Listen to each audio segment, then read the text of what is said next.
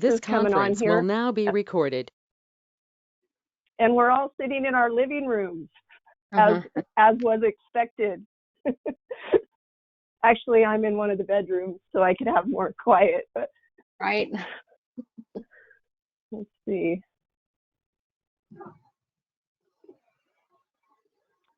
Okay, I think we're recording, so hopefully we'll have a recording of this. We've got several people joining already. All right. Deanna, and I'm going to click the mute all button. I'll do it a couple more times, but I'll let you know when I'm going to do it so you know to unmute yourself. So oh, yeah. Just kind of preemptively muting everyone.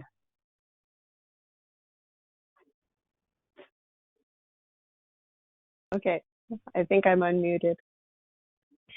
You are. Hi, everybody. I'm Deanna Sylvester, and the fact that you're choosing to be here tells me two things. You're fantastic teachers already, because this is important to you, and also that you're hopeful for the future, that we actually have a reason for potentially getting certified and being in the classroom with our students again, and won't that be lovely? So I know those two things about you already, so I already love doing this today. So thanks for taking the time and doing all the great things you guys are doing out there. I'm going to click on the slides here, and they should go on our screen. Let's see. Hey, here we go.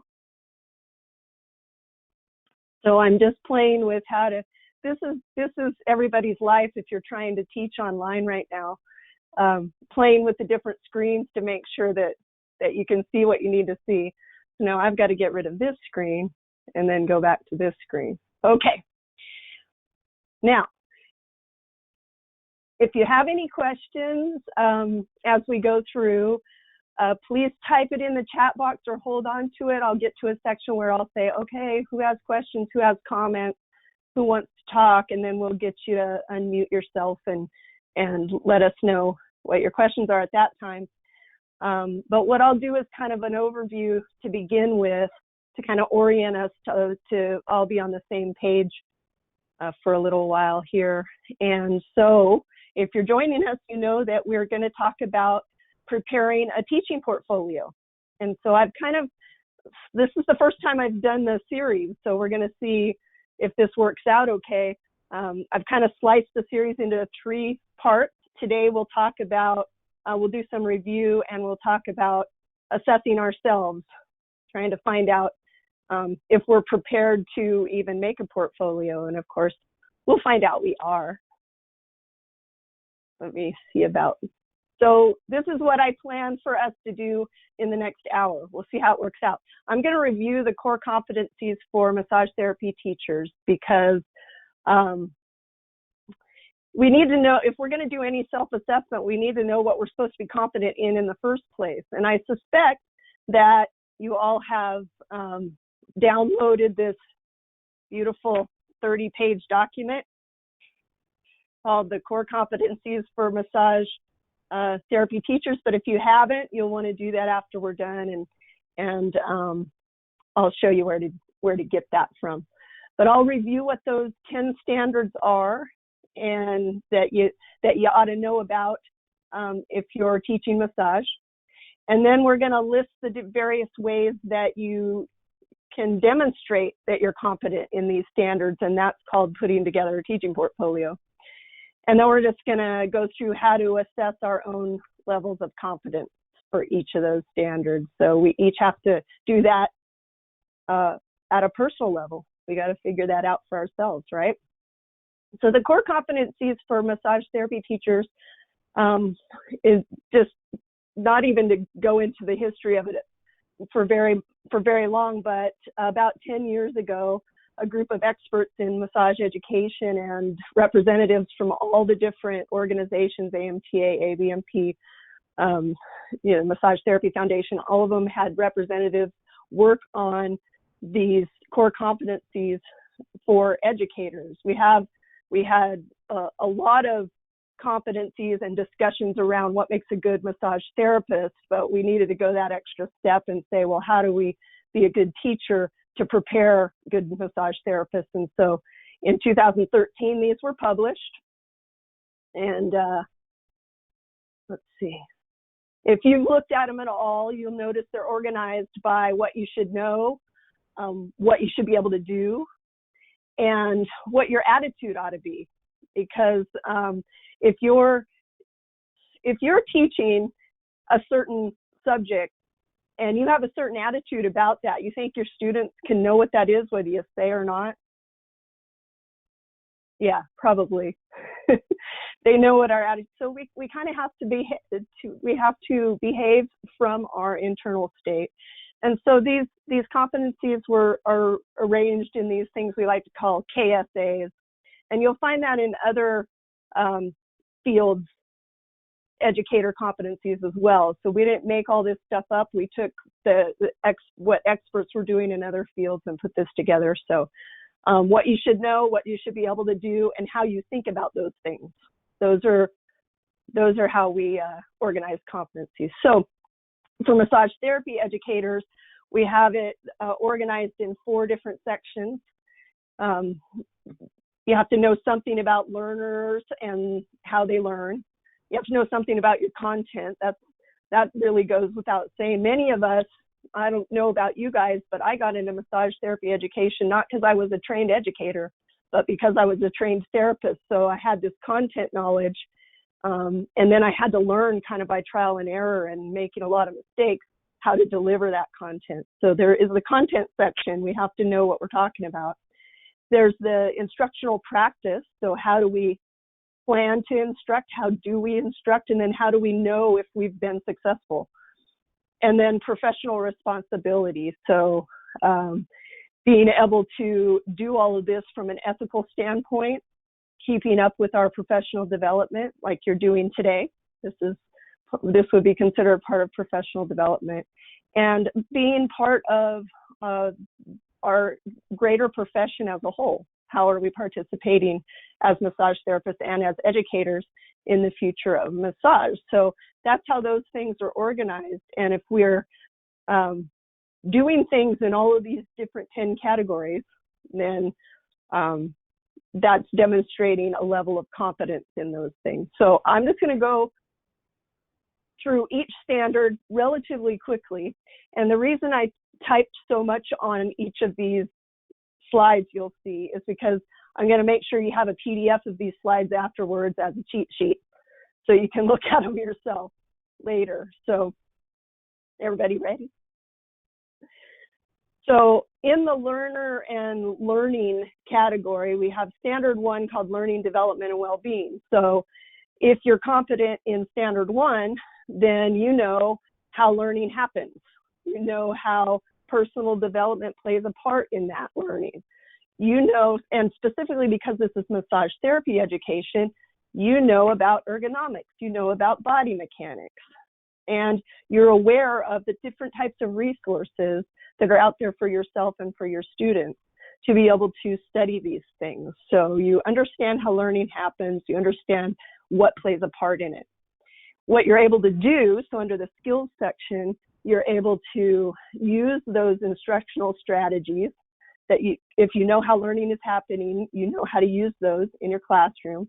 You're able to identify if somebody's even ready to learn. So you have to be able to assess performance of your students and be able to modify your instruction when appropriate. So some people might go faster than others. You're going to have to be able to, and you probably already are able to assess that. You're able to demonstrate proper ergonomics, proper body mechanics. You're able to help your students with self-responsibility, learning about their own body awareness, because we're talking about somatic learning here, somatic education.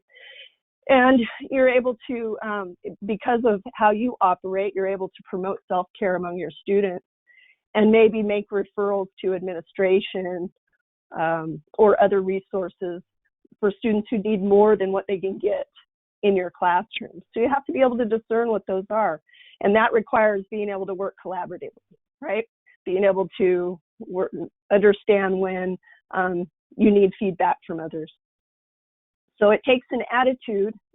So for just this first standard, it takes an attitude where you respect differences, you support the growth and development of your students, you value the input from colleagues and administration, your students' personal support systems, your own personal support system, and you respect that body-centered nature, that emotional nature of somatic education as something unique to education as a whole. So is everybody following me so far? So now you can, say something in the chat, yeah, or hey, this is boring, move on, or I can't hear you. Somebody say something in the chat so I don't feel totally alone. All right, cool. Thank you. Thank you. All right. I know I'm on the right track if Dee Dee gives me a thumbs.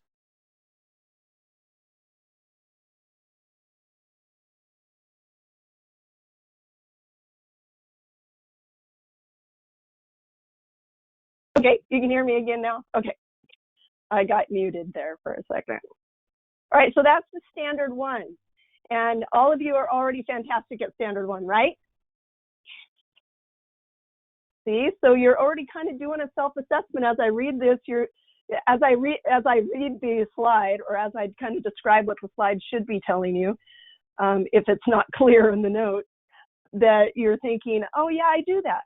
Oh yeah, I do that. Or you're thinking, I wonder how I do that. It seems like I understand, but I'm not sure how I demonstrate that in the classroom. So these are the questions that are naturally going through your mind right now, hopefully. And that's called self-assessment, right? So for standard, oh, I'm touching my face. Oh my gosh, I just touched my face. How many people are panicked about touching their face right now?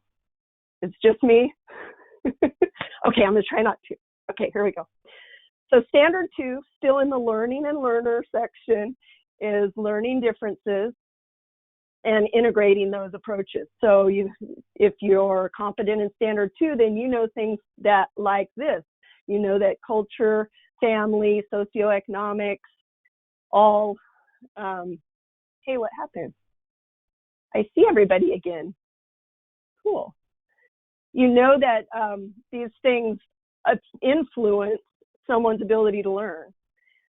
So all of the, not just sitting in your classroom and you're a fantastic teacher, if they're worried about their family or they hear you differently because they come from a culture that those things mean something different, those influence learning. You know that the interconnectedness of all of those things influence learning. You know that somatic learning is unique because we're using our bodies and our minds and our emotions and everything as practitioners and as receivers, right? And you know that there are differences in approaches to learning, and you have your preferences, and your students certainly have their preferences and how they like to learn. And so you have to have a knowledge of what those things are and how to best choose what might be appropriate in your classroom. And you need to know about making appropriate accommodations for people with learning disabilities or other obstacles that they have to overcome so that they can be ready to learn.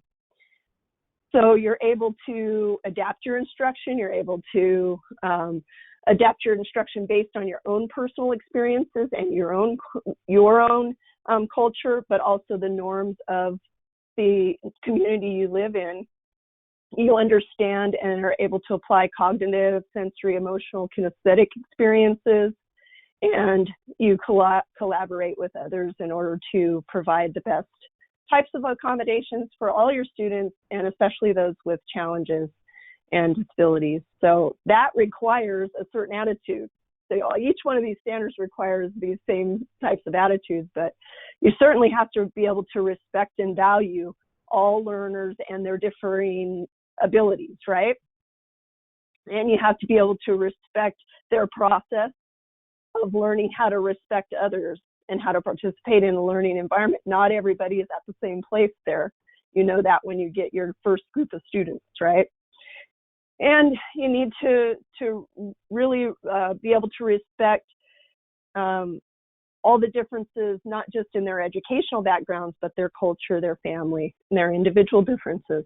Everybody's different. So if you got a handle on that, then you're confident in standard 2. Woohoo! Hey, how we doing on time? Good. Okay, cool. I just keep looking at this thing. Standard 3, still under the learning and learner category, is about learning environments. So you have to, if you're confident in standard 3, then you know differences between motivation and engagement. You know about classroom management. You know how about the teacher-learner relationship, diversities affect communication, and communication is different for different people.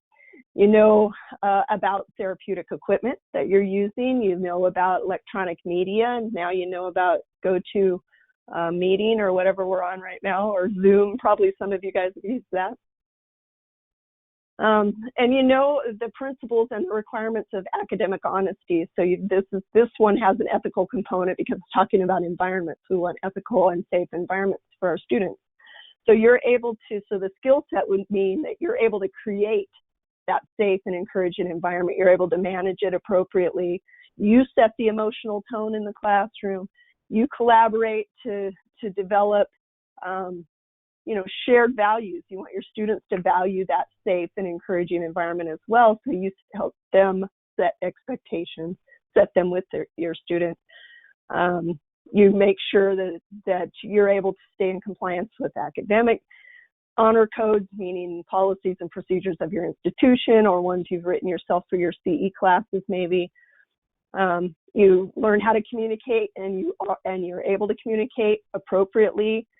You build relationships. You have the ability to maintain and foster those relationships. You know what it takes to build that sensitivity, that respect, that compassion for others in your students. You help them build that. You're able to address conflict. So that's something you would want to demonstrate in your teaching portfolio, that you actually can do that. You know how to use the equipment. You know how to use the electronic media. Or you get, your 18-year-old student to help you learn how to do that part. And you become and practice being a responsive listener and observer. So listening skills, just as important, maybe even more so than communication skills. And that's what makes this online thing really difficult, because I'm not getting to listen to what everybody else is saying because you're not in my same vicinity, but hopefully you're practicing that in your real classroom. So of course that requires a certain attitude. You're committed to establishing this safe environment. You're committed to building and maintaining relationships, to communicating properly. You respect other people's processes, your students' processes of their own independence, but also their collaboration and learning how to make decisions in a group environment. So you have the attitude of that recognizes and respects that process for each of your learners. How are we doing? Doing good, Deanna. And by the way, first off, sorry for muting you earlier. I literally was trying to unmute myself and I muted you. And I wanted to let you know there was a question that was asked in the chat box about will you be giving suggestions on how to get more proficient in these standards, resources, or books? And then I'm sure you can see the rest of the question yourself. Yeah, so I am going to recommend, or I have recommended in the past, and I'll recommend probably, I may even have a slide on that later. Apologize for not knowing if I do, but we have some online courses you can take through the Alliance website. It's called Max Knowledge. And a lot of their teaching-related courses address one or more of these standards. So if you feel, as I'll get to that, but if you feel like you have some gaps or you'd like to beef up a certain area, you're not really sure how confident you are there, or you'd like to just be better, as we all do, there are some online classes from Max Knowledge. I think there are a lot of different places that offer online education, and sometimes there are free courses like on the Coursera website and things that may address certain teaching theories, strategies, delivery techniques that you might want to check out. But certainly there's probably a lot more than I know about, but I do know that we'd have as a resource on our website that Max Knowledge thing. Naomi, did I describe that good enough? I know you know more about the Max Knowledge thing than I do. Yeah, and just so you all know, there is a wonderful spreadsheet that Deanna's made, and this is something that's going to be published in the AFNT blog soon, in the next couple of weeks, where she's actually gone and broken down the different core competencies and tried to match up what courses in Max Knowledge would help you advance your competencies if you feel a weakness in certain areas. And so it's actually really helpful. And I know in that comment that, there was also some concern for staff or, wanting to provide a resource for staff. So that'll be published in the next couple of weeks, and that will be a helpful tool. And I see Jeanette Roach also commented that she finished the courses for CHEP, and there are many resources there too. And so that's also a great suggestion. Yeah, thanks, Jeanette. Yeah, there's a lot of opportunity out there, but the Max Knowledge actually has classes to help administrators and staff as well as teachers in the adult education realm. So we'll take a look at that a little while later. But good question. Good question. We all want to be better, so we're always looking for those things. So, okay, second area of concentration or content. We all know about our content. Let's see what would demonstrate that we're competent in that content. So standard 4 is about content knowledge. So the major concepts and assumptions, debates, misconceptions that around your subject area. The standard terminology, the proper use of equipment, the products, the protocols for whatever it is you teach. Now, you don't have to know this for everything, but you have to know it for the subject you teach. Okay, so content knowledge is specific to, hey, if I'm teaching this subject, I know about it, right? Okay.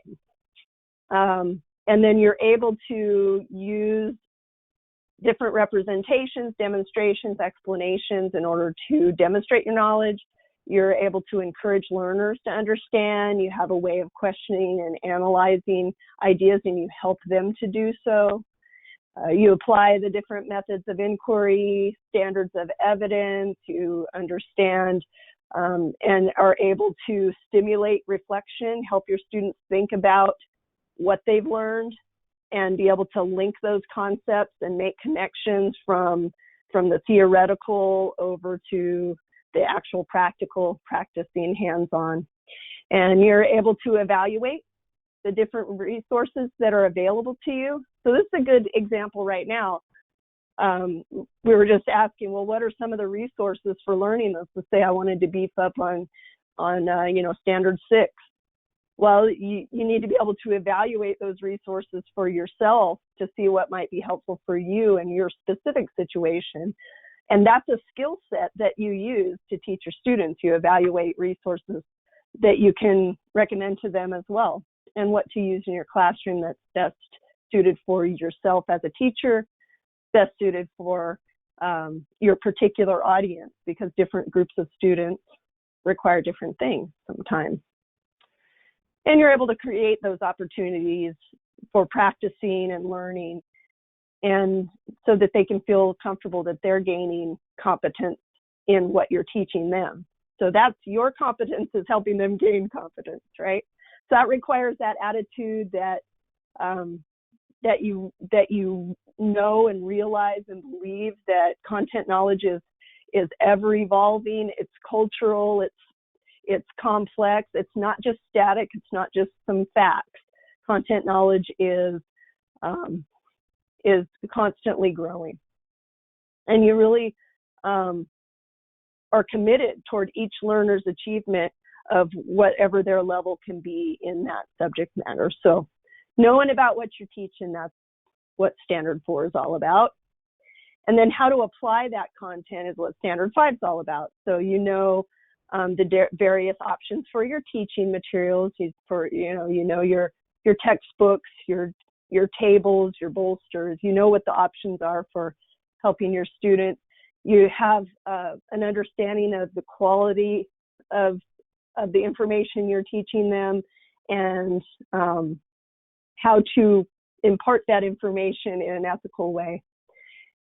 And especially if you're teaching ethics, you're able to do that, right? We're all teaching ethics, by the way. I'm going to go off on a tangent for a second. We're all teaching ethics just by standing up in front of our students, whether we like it or not. However we're behaving is teaching them something. So my little soapbox will always be ethical. I'm preaching to the choir right now, I know it.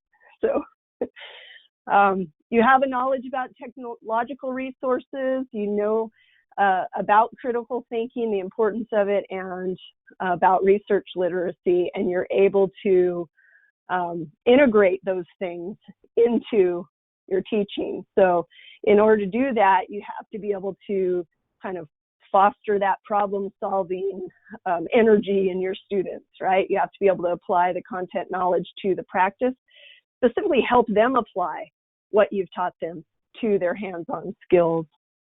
And identify this information. You're going to help them be aware of their own cultural perspectives and social perspectives while being aware of your own, right? And you know about technology and stuff. So that all requires an attitude that you really value knowledge, not just with your subject matter,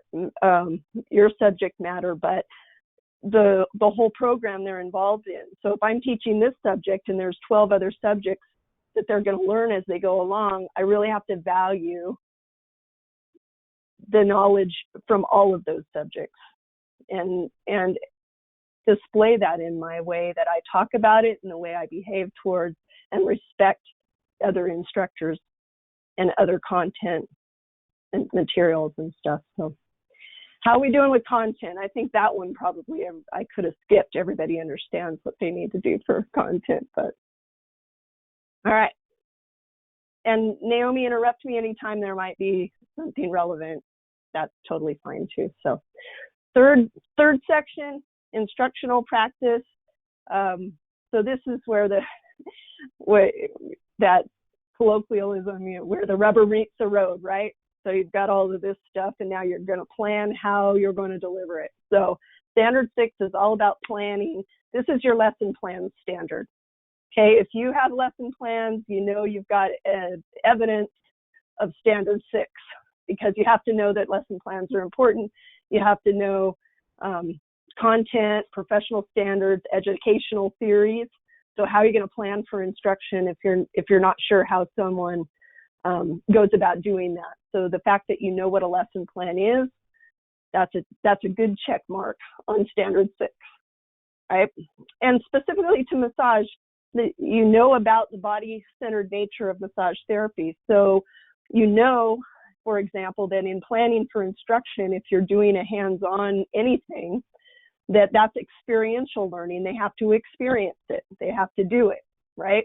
So you understand that about somatic education. And you understand the subject-centered, student-centered, and teacher-centered different models of planning. And you might use all three of those in one day. So in order to do that, you have to be able to create lesson plans. You have to be able to implement pre-designed lesson plans. So some teachers teach in schools where they're given the lesson plans. You don't write them yourself. You're given lesson plans that you need to be able to implement. So you have to be able to understand different types of lesson plans and take it and make it live, make it real, make it valuable to your students. So you plan how to deliver that. You understand that there's a certain sequence of learning experiences. They do need to know this stuff before we can get to this stuff, right? And you look for guidance from your advisors, your staff, your faculty leaders or administrators. And if you teach CE classes, you look for people who've been teaching CE stuff for a long time, and maybe get a few advisors so they can help you kind of hone those skills when you're having to make these decisions on your own as a continuing education provider. And you have to be able to evaluate your plans and adjust them. Hey, that didn't work so well. We're going to do it differently next time, is something that should happen to you on a regular basis. Sadly, we don't want to mess up, but that's really how we get good at what we're doing as we continue to tweak it, right? So our attitude has to be that we respect and see the value in our own education and revising what we're doing, and that we respect that the learners have their own strengths and needs during this process. And that really informs how we adjust and revise, I think. So planning for instruction, how are we planning this? That's standard 6. Standard 7 is the actual instructional strategies and delivering them. So we have to know what kind of strategies are appropriate for different stages of development. Someone who's never even undraped a leg before versus somebody who's now in the injury management rehabilitation stage of the program. So we might use different strategies, right, depending on their stage of development. We know about assessment methods. We know how to use different forms of communication. We know how to get them thinking critically about the things we share. We know how to use different resources, and we know how to help our students learn how to develop communication skills. So how are they talking with their potential clients, their future clients? In order to do that, we have to be able to employ different perspectives, different approaches, even ones we might not be comfortable with, but we know it's the right one to use in a particular situation. We've got to be able to monitor the learning process, continually, observing and assessing our students so that we can address issues as they come up. We want to be able to expand that learner's vocabulary. In order to do that, we have to address each thing as it comes up, right? And how do we know we're being effective if we aren't constantly assessing what's going on in the classroom? Well, I taught them that already. Is something that I had a teacher tell me years ago in a faculty group I was an advisor to. Well, I taught them that. I taught them that on the second day of, well, how do you know they learned it?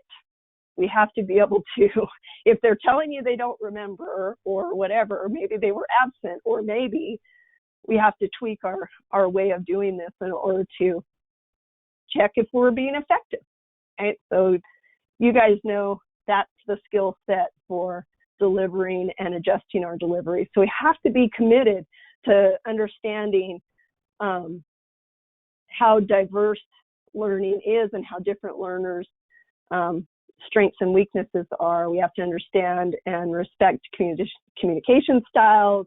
We're committed to learning new things.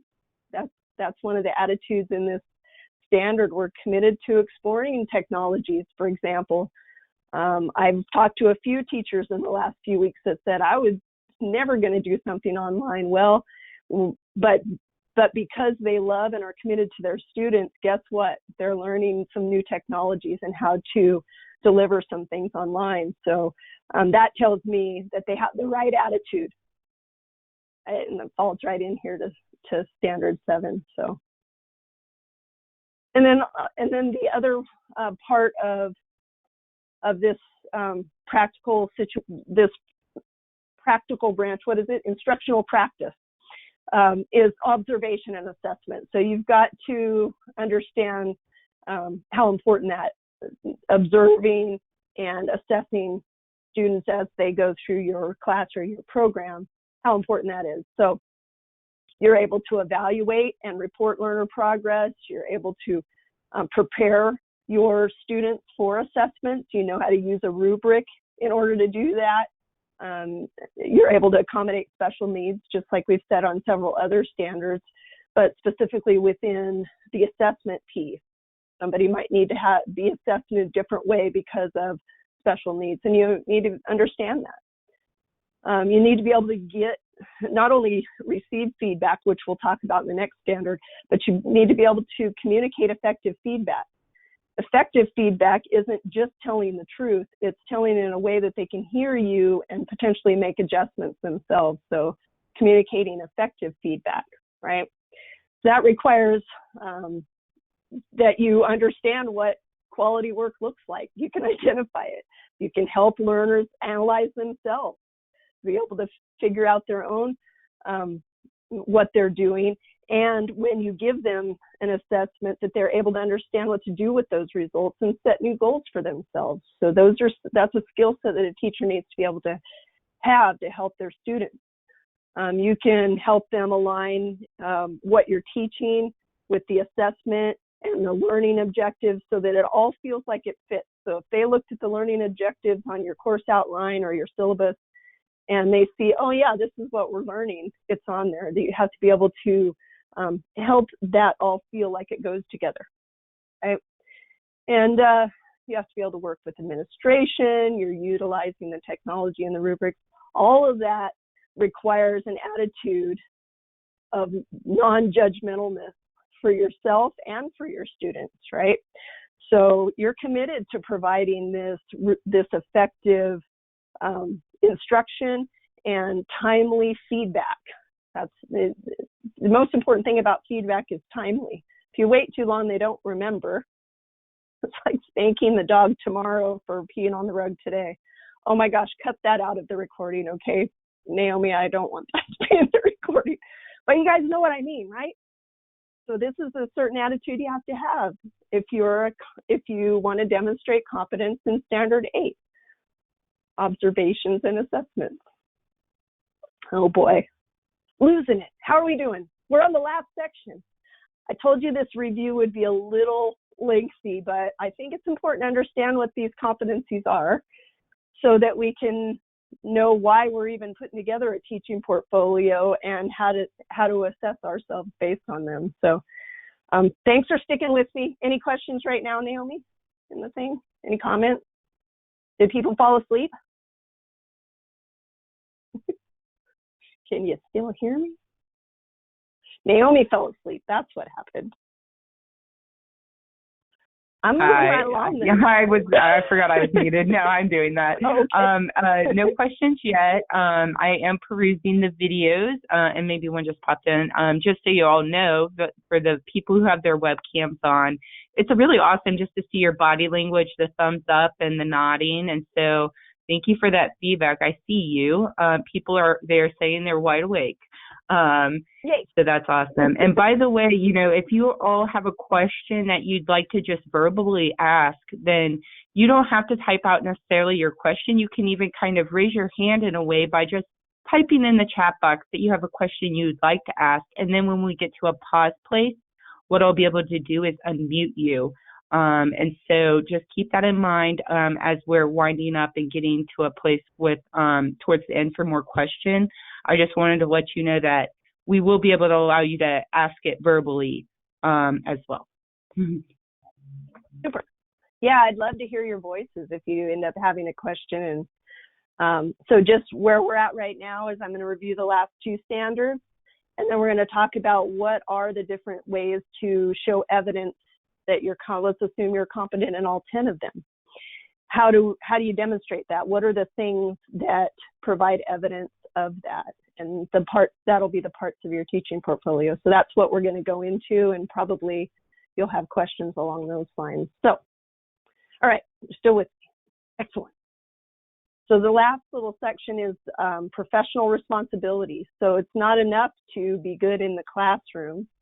And even though that's the most important, we're as teachers of massage therapy, we're kind of responsible to the whole profession. And so I like that these two additional standards were included in this so that I can say I'm a competent educator, because I am well-rounded and whole in all of these aspects. So standard 9, I call this the ethics standard. Professional development and ethical conduct, that goes without saying, but we have to say it, because this is what sets, I believe, phenomenal teachers separate of just somebody who happens to be in the classroom trying to teach some stuff. This is what sets you apart: the professional development, commitment to it, and your ethical conduct in everything that you do. Even if you're flailing in teaching something, if you're doing it in an ethical way and you're committed to learning something from this horrible experience, this is what sets you apart as a phenomenal teacher, in my opinion. I'm speaking as myself right now, not as the Alliance for Massage Therapy Education. So that's my opinion. All right, so standard 9 says we have to know about self-assessment, problem-solving strategies. We have to know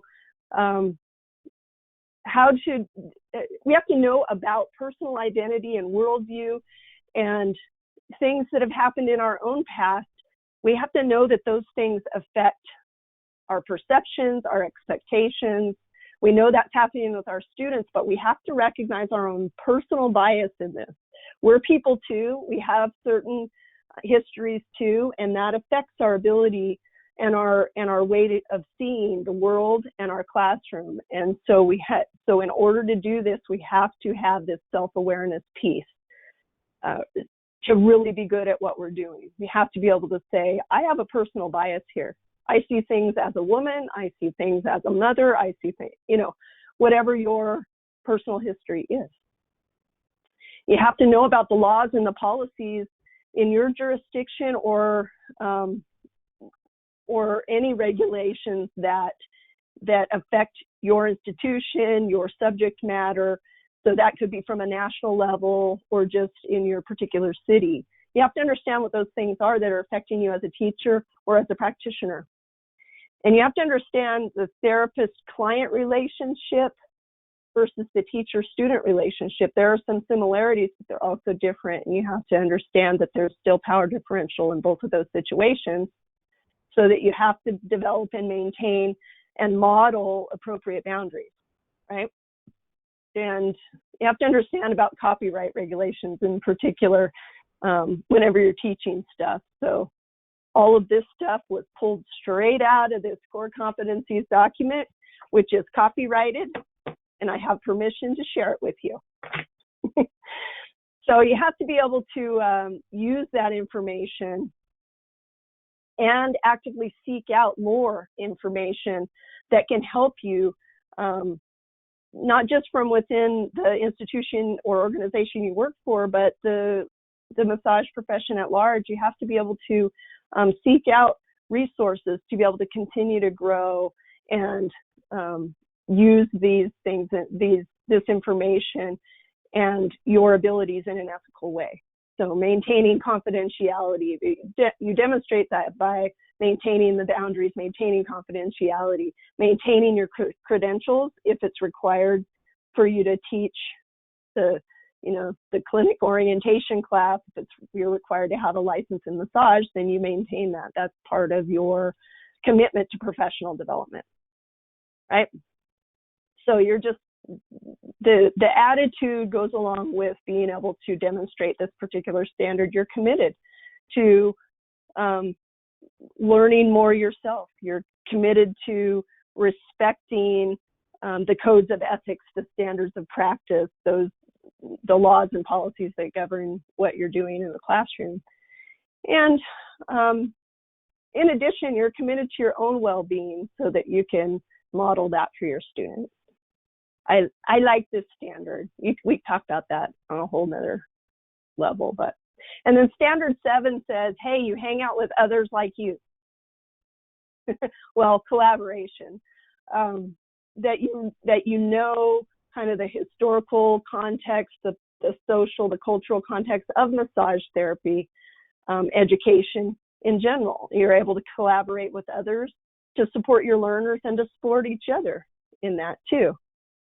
Right? You're able to contribute, that you know how to contribute and when to contribute to this common culture in your institution or in the massage profession as a whole. And you're working to with others to learn and grow in developing those more skills of collaboration, and you're able to help your students understand the importance of that too. So I put face-to-face and online on here, but it already said that in the core competencies, and I thought, isn't that interesting? Because normally we don't talk about the online component, but we're kind of forced to right now in recent weeks. So, you if you're demonstrating competency in Standard 10, you're taking an active role in your instructional team.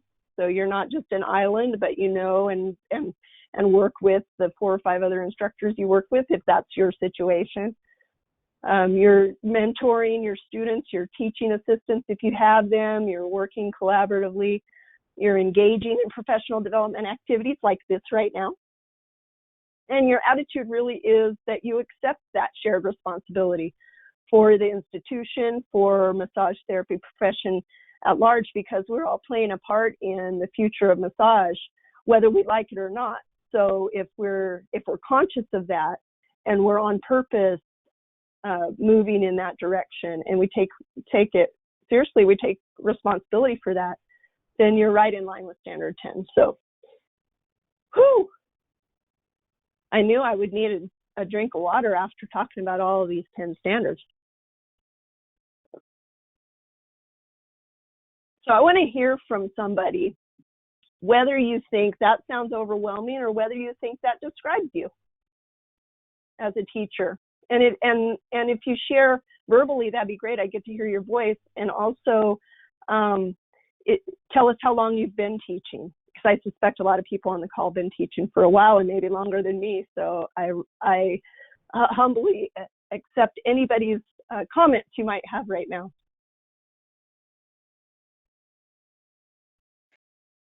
I'm a brand new teacher, so all of this is great knowledge. It's good to hear. Yay! Tell me your name, because I'm supposed to be able to see that, but I don't. So I don't know where to look. My name is Jennifer Lovett. Jennifer, yay. Okay, excellent. Well, I'm glad. See, so you're already committed to education. You don't know what you don't know. You just know you need to be here. That's right. Fantastic. I'm looked at all the time at work, you know, where I work, and people come to me like, Jen, how do you do this? Because I've had other jobs besides a massage therapist.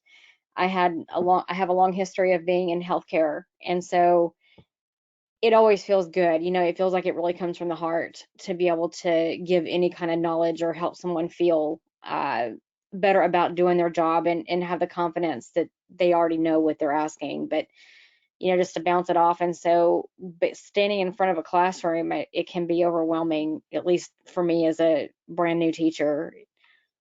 Yeah.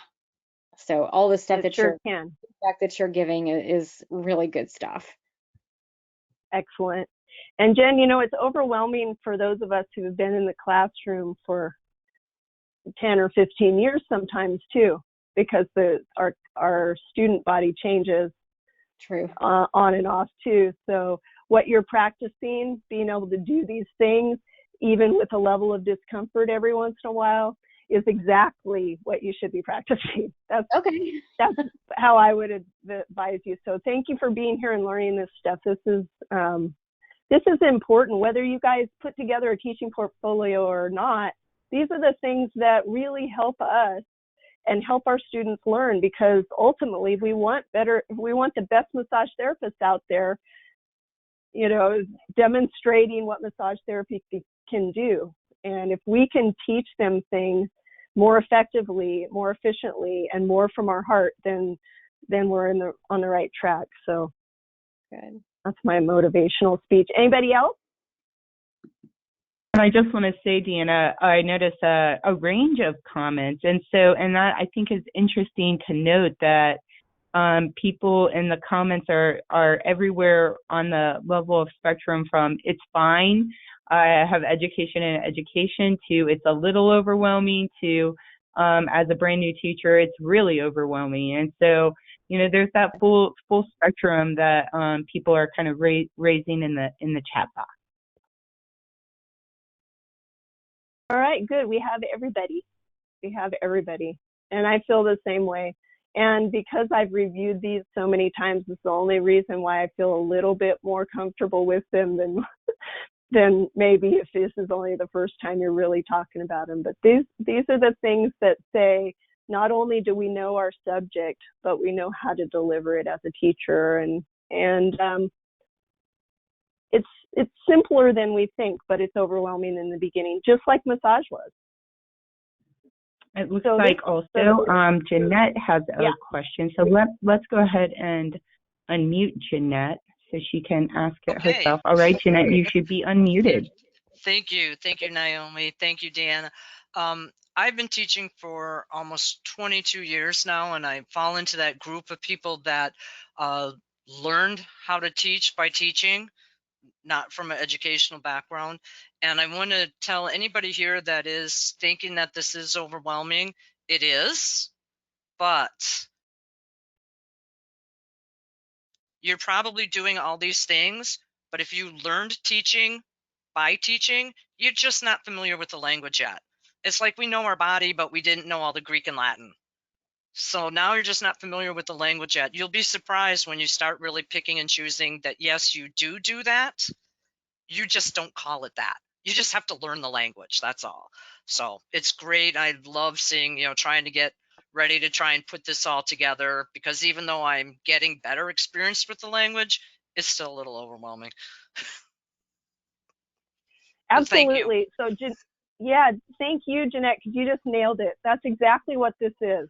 I suspect that everybody on this call already does most, if not all, of these things.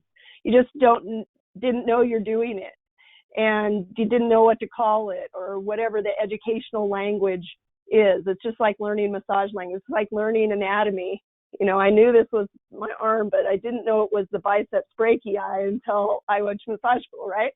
So exactly. Nailed it. Thank you. Whoops, and I just want to say, it does. I do think you're correct. It seems like a lot of people in the comments have echoed that sentiment. Yes, yes, yes. And so I think that is nailing it. Is resonating with people. Mm-hmm. Excellent. So the whole reason we want to put together a teaching portfolio is to be able to demonstrate that we know what we know. So here's what we're doing. And so what you have, I have to move some windows around on my thing. Hang on just a second. Love seeing your little faces. Okay. Oh, what's this over here? Yeah, let me move that. I have so many windows. Okay, now I can see. So things that you want to have in your teaching portfolio are going to demonstrate that you are competent in a lot of these ways, all of these things that we're talking about here. So things that belong in a teaching portfolio, these are the things in general. What you want some kind of description of what you think about teaching. What is your philosophy? Maybe you have your own mission statement. These are the things that why are you doing it? What do you think about these things? Because what you think about these things fills in all those attitudes for all of those standards. That's your attitude towards teaching. And so what you think about teaching is really important, and that should go in your teaching portfolio. Documentation of your experience. So maybe you've got your resume, your CV that says, I've taught this many classes and these were the subjects. So, and where you've taught and what you've, the different courses and whatnot. So course documentation goes in a teaching portfolio. So you've got your syllabi, your lesson plans, your copies of your assessments, things that document the course you teach. Documentation of your effectiveness. So maybe you've had some instructor evaluations from your students, or maybe you've been assessed by your supervisors or peers. Those kinds of evaluations are documentation of your effectiveness. Evidence that your students are actually learning. So you would have examples of assessments or observations that you have done in your classroom that shows, I taught them this stuff and then they all aced my class, or they, I've got 100% pass rate on the NBLEX. I think that's evidence that your students are actually learning something if you've got that, right? So things you do to improve your teaching. So professional development. So you would have your own continuing education information in there, classes you take, and not just for your content, but classes on teaching and learning. That's part of your professional development. Contributions you've made to the profession, if you're an officer in your AMTA chapter or something like that, or just you've written an article in Massage Magazine, and or anything where on a local level, you know, you every year you organize the massage therapists that go down to the you know, cancer run or whatever nonprofit that you support. These are contributions you're making to the profession. Any honors, awards, other recognitions you get, your licenses, your certifications, your degrees, if you have any of those things, that would go in your teaching portfolio. And then letters of recommendation or references, like you would have maybe in a resume, but references of people who can say or corroborate your story here, that you do know what you're doing. And what those look like are, yeah, go ahead. Oh, and before you move on, two things. Quickly, Jeanette asked if you were talking about peer or student evaluations. And then Teresa Sullivan has a question. I'd like to give her a chance to ask that after you address which type of evaluations question. So, yeah. So first, yeah, student evaluation and peer evaluations. If you have peer, a lot of us don't have the opportunity to have peer evaluations, but if that's something you have documented, that would go in your teaching portfolio as well, because I think we do want to know what our peers think about how we're doing it. And certainly most of us have some kind of evaluations we do with our students because we want to get their feedback as well. So I would say both of those things if you have both. And then let's have our live question.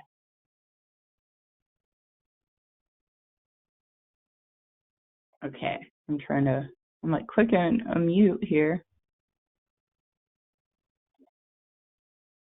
I know we're cruising up on the hour, and I plan to go a little bit over if everybody's okay with that, but if not, we are trying to record this so you can go back and watch the end if you aren't able to stay with us the whole time. So.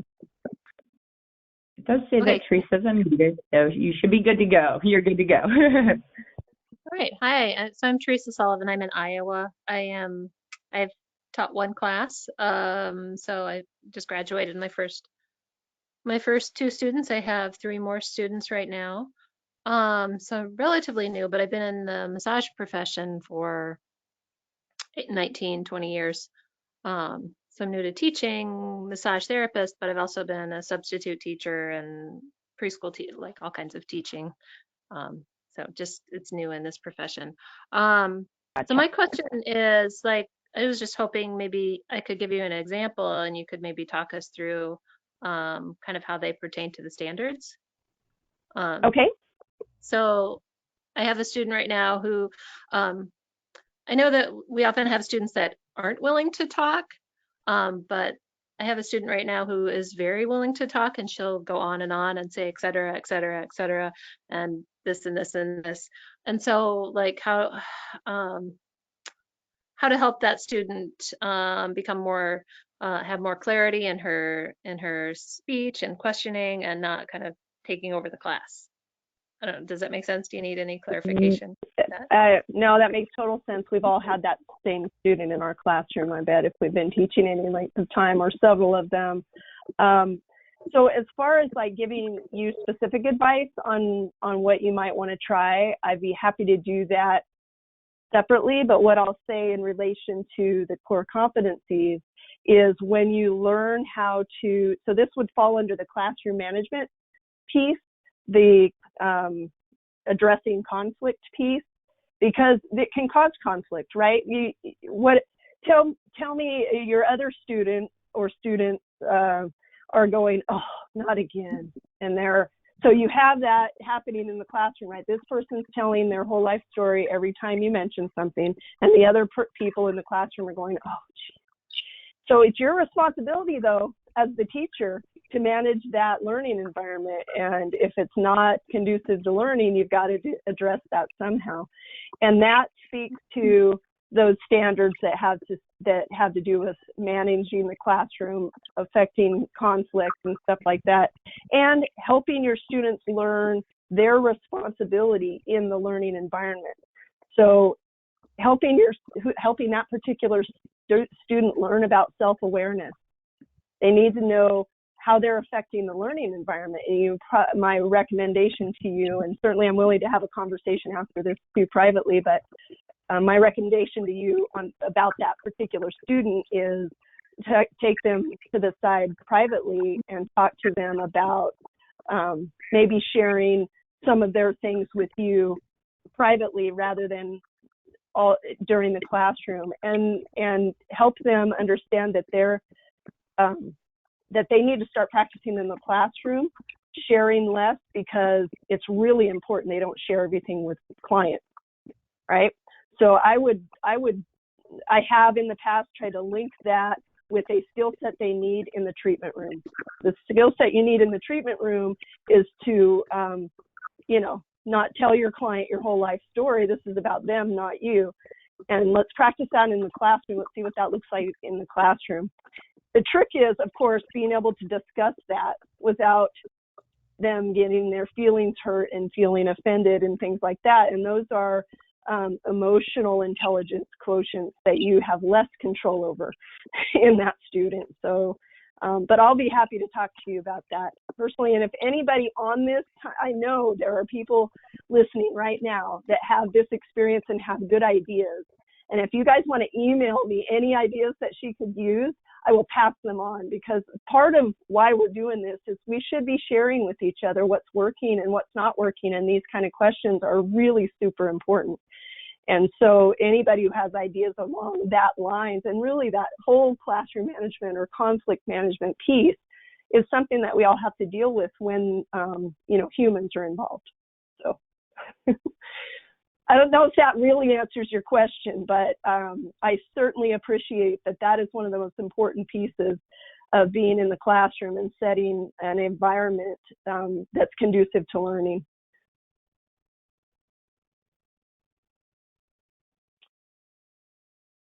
Let's see. What else?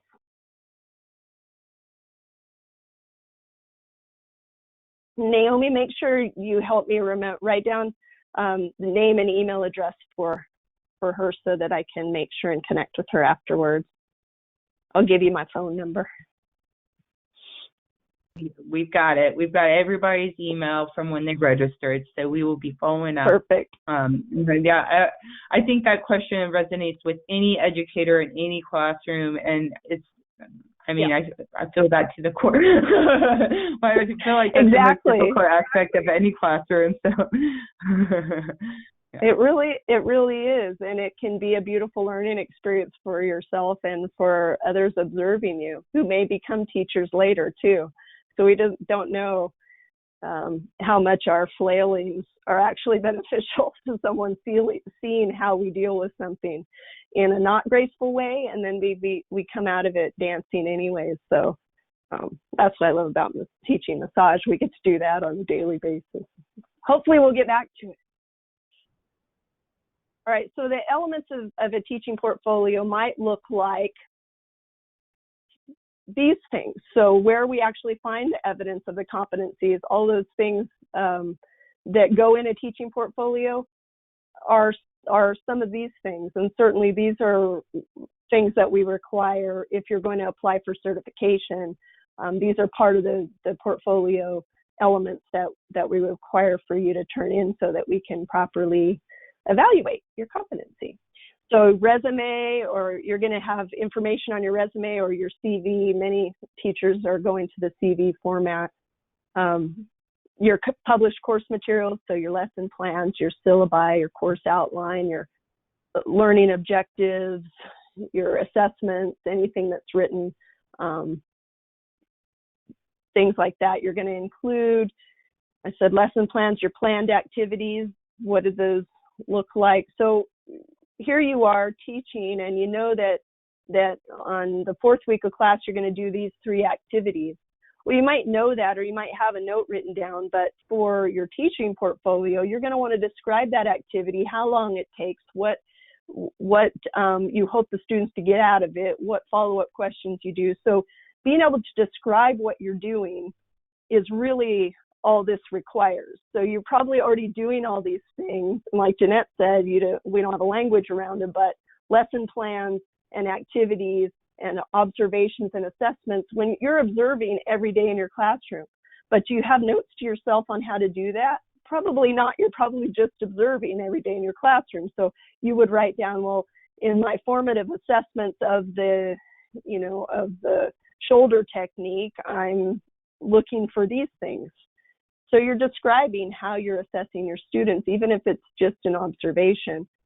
Those are the kinds of things that demonstrate evidence that you know what you know and that you do what you say you do.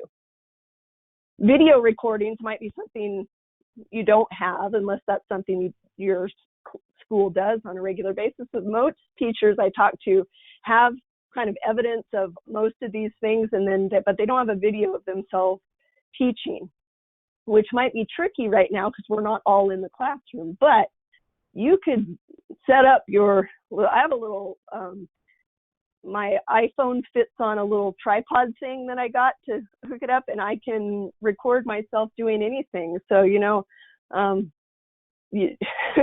draw something on the board, teach something to your pet, your children that are at home, whoever's stuck in the house with you, or even, your plants, and practice making demonstrations of your teaching. So that's part of the portfolio. The evidence of student experiences or evaluations. You got another question? We've got a couple of them. I'm just going to try to fill a couple of them. Could you clarify two things? What is published course material? People, understand the predefined curriculum for their class, but what do you mean by that? And then would a recording of online classes that you're currently offering work? Okay, so the first one, what I mean by published course material is stuff you already have written. So things that you hand out to your students, your syllabi, a course outline, maybe you have your learning objectives written up, or maybe your institution that you teach for already has those published for you to use. So probably published isn't the right word. I should have said written course materials or whatever. So things that already exist for your courses.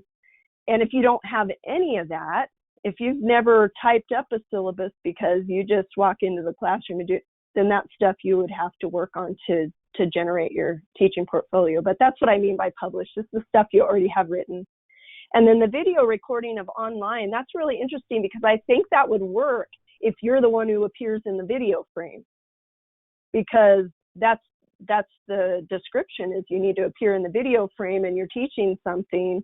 It doesn't necessarily say that you have to, and a lot of you actually are probably demonstrating on video certain hands-on techniques, although we're all trying to focus on didactic stuff right now.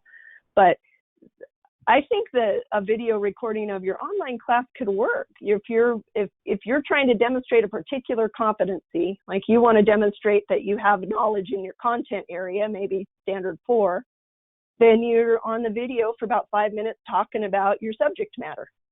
So it seems to me like that might work. It's a good question. These are things we're having to evolve into, so I love this. And actually, there's one more. Leah Brandon has a question, and I wonder if I can unmute her to ask, because I'm not sure if I even fully understand the question. I understand sort of what she means, but I would like to give her a chance to expound.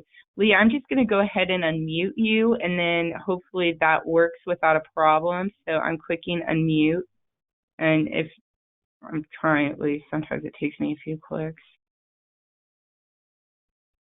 I think I unmuted you, Leah. You should be able to talk. I just can't see anybody now.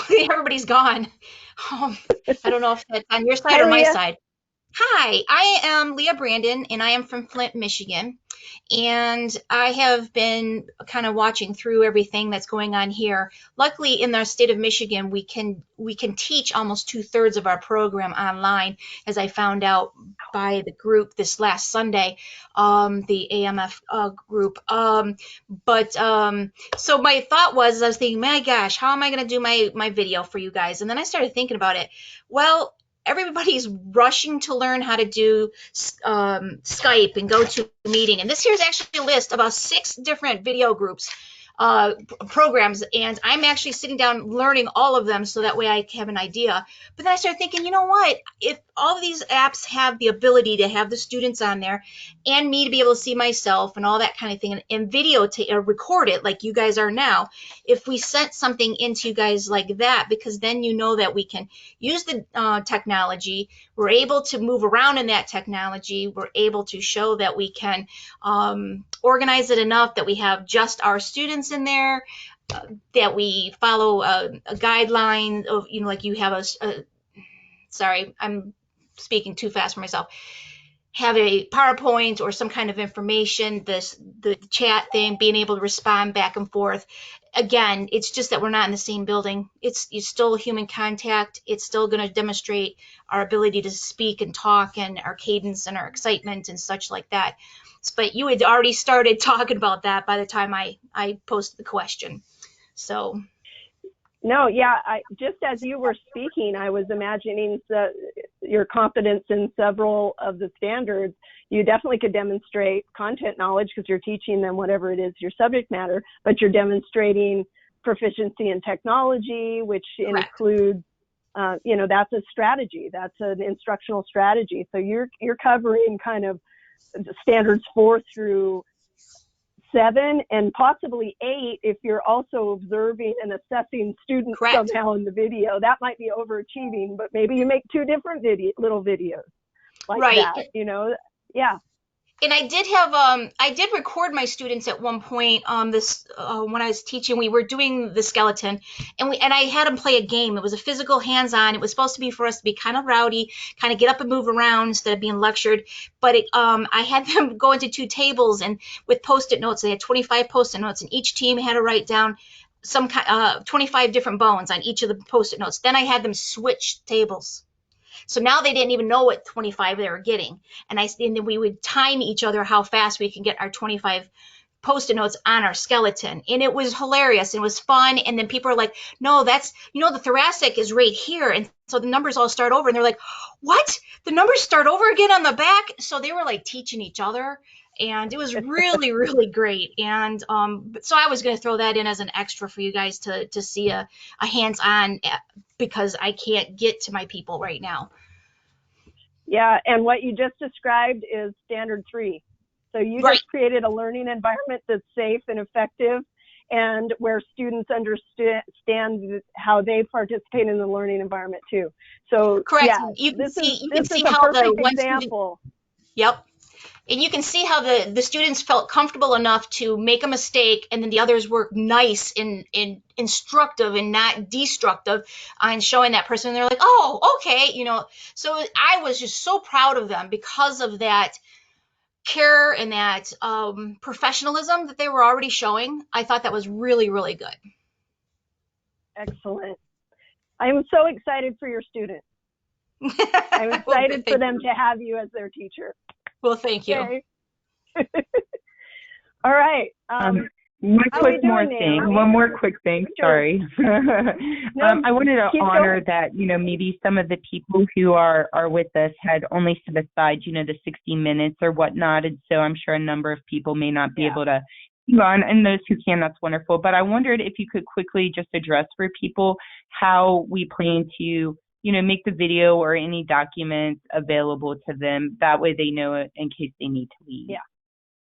Yeah, so what I didn't know is how far we get today. So what I will say is we reviewed the core competencies. Obviously, I spent a lot of time doing that, and then listing some of the ways we show evidence. And what we'll do next week is make assessing our own levels of competence in that section, but it'll kind of be homework for us.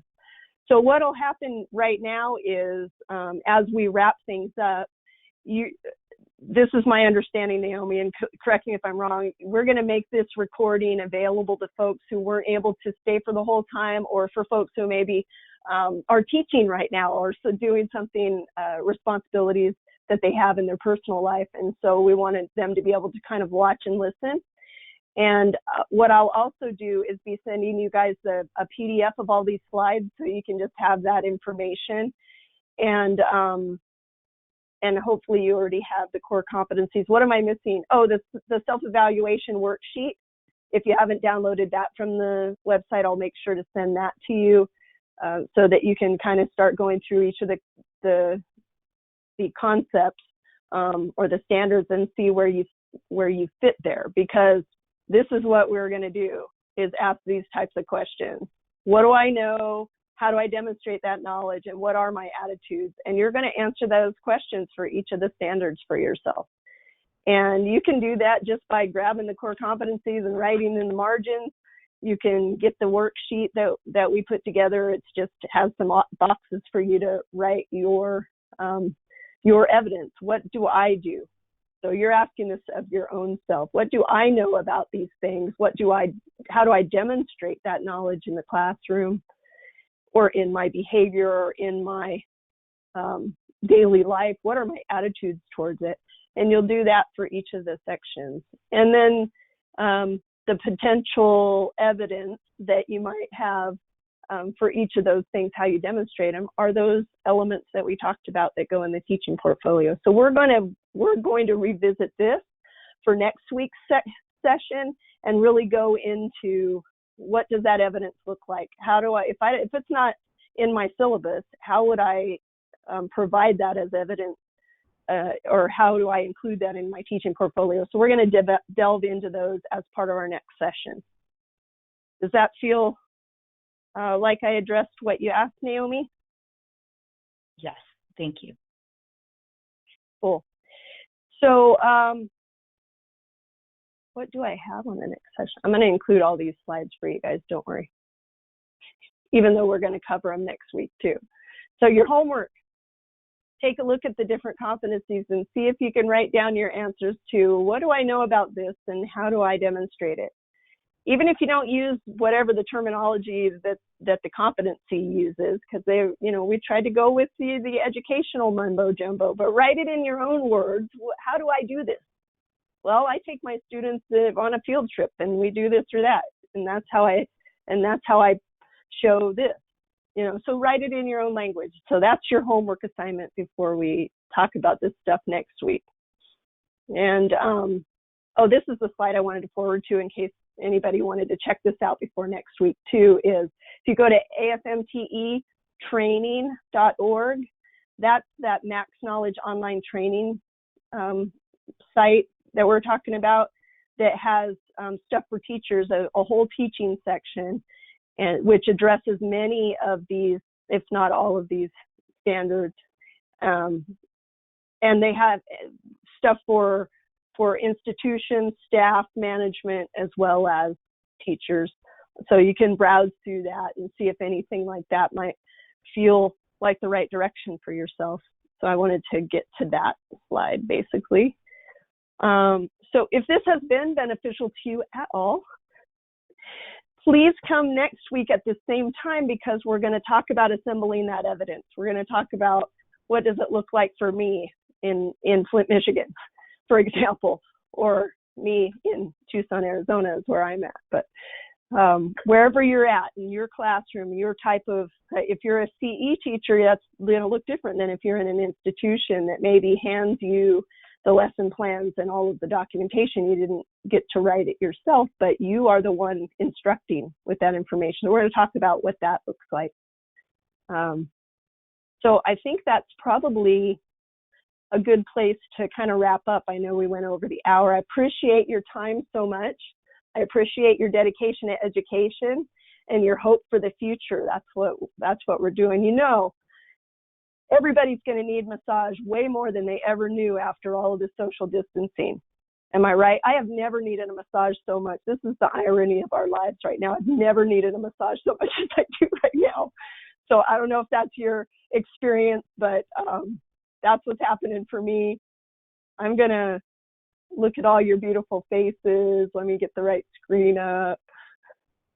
Hopefully this was helpful. I recognize so many of your names too. I'm loving putting your faces to your names. Thanks for joining me, and keep up the good work, and let's talk more about, hi Lisa, I saw you just turned it on. Yeah, we'll talk about this again next week. We'll put this stuff together. If anybody wants to unmute themselves and say something, I'll hang out as long as we need to. Otherwise, I'll cut you loose if you need to go. Take care of the, disinfecting of the groceries or whatever you got to do now. Bye. Thank you. Thank you.